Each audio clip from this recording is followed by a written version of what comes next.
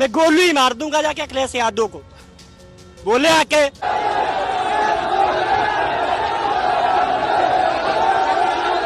उत्तर प्रदेश की सरकार में अगर आप मुसलमान हैं तो आप घरों के छत पर बैठ करके नमाज नहीं पढ़ सकते हैं। अगर आप दलित हैं तो कोई इतिहासकार वाली बात हो जिसमें इतिहास का अलग अलग पहलू है उस पर बात नहीं कर सकते हैं। अगर आप मुसलमान हैं तो आपको कोर्ट में गोली मार दिया जाएगा और पुलिस के सामने गोली मार दिया जाएगा। लेकिन अगर आप उत्तर प्रदेश में जो है वो मुख्यमंत्री योगी आदित्यनाथ के स्वजातीय हैं, राजपूत जाति से आते हैं, तो उत्तर प्रदेश में आप गुंडई भी कर सकते हैं, आप वहां पर नौटंकी भी कर सकते हैं, वहां पर आप तलवार भी लहरा सकते हैं, वहां पर जो है आप बंदूक भी लहरा सकते हैं। और इससे भी ज्यादा अगर आपको मन नहीं भर रहा है तो एक चुने हुए मुख्यमंत्री, लोकसभा के सदस्य और एक पार्टी के राष्ट्रीय अध्यक्ष और लोकसभा में विपक्ष पार्टियों में सबसे ज्यादा सीट जीतने वाले एक आदमी जिसका नाम अखिलेश यादव है, उसको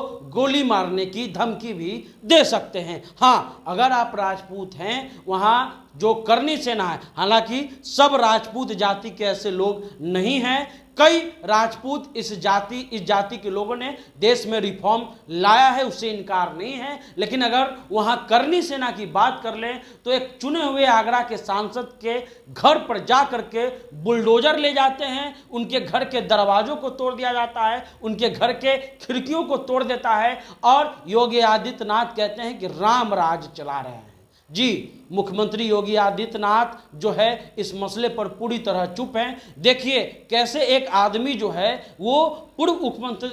मुख्यमंत्री उत्तर प्रदेश अखिलेश यादव को कह रहे हैं कि अगर वो हमारे राणा सांगा का विरोध करेंगे, उनके बारे में गलत बात बोलेंगे तो गोली भी मार दी जाएगी। यही नहीं, पिछले दिनों करनी सेना ने वहां पर जो गुंडई की है उसकी भी तस्वीरें आई हैं। अध्यक्ष और जो वहां के जो लोग हैं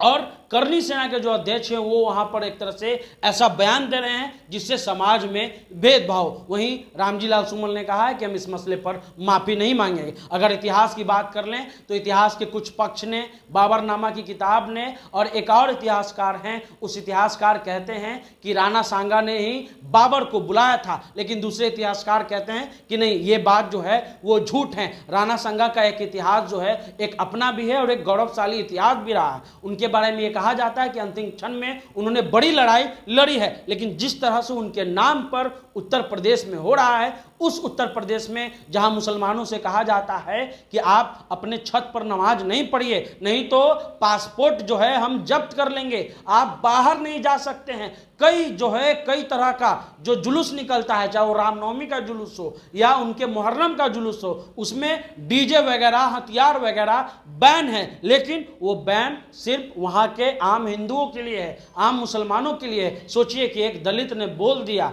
और उसके बाद उन्होंने इतिहासकार का नाम बताया और उसके पक्ष में कुछ बातें बताई, उस पर विचार हो सकता है, लेकिन एक तरह से उनको धमकाने की कोशिश की गई, उनको डराने की कोशिश की गई। एक भीड़ उनके घर के तरफ जो है बुलडोजर लेकर के पहुंची और उत्तर प्रदेश के मुख्यमंत्री योगी आदित्यनाथ कहते हैं कि हमारे यहाँ राम राज चल रहा है। जी, राम राज उनके यहाँ चल रहा होगा, वो ठाकुरों के लिए राम राज होगा, वहां जो करनी सेना है उसके लिए राम राज होगा, योगी आदित्यनाथ के लिए राम राज है, लेकिन जो सुकून परस्त राजपूत जाति के लोग वहां पर हैं, जो यादव जाति के लोग हैं, जो पिछड़े हैं, जो दलित है, जो अल्पसंख्यक है, उनके लिए जो तो फिलहाल राम राज नहीं लग रहा है, क्योंकि वो वही मुख्यमंत्री हैं जो एक बच्ची का घर तोड़ देते हैं,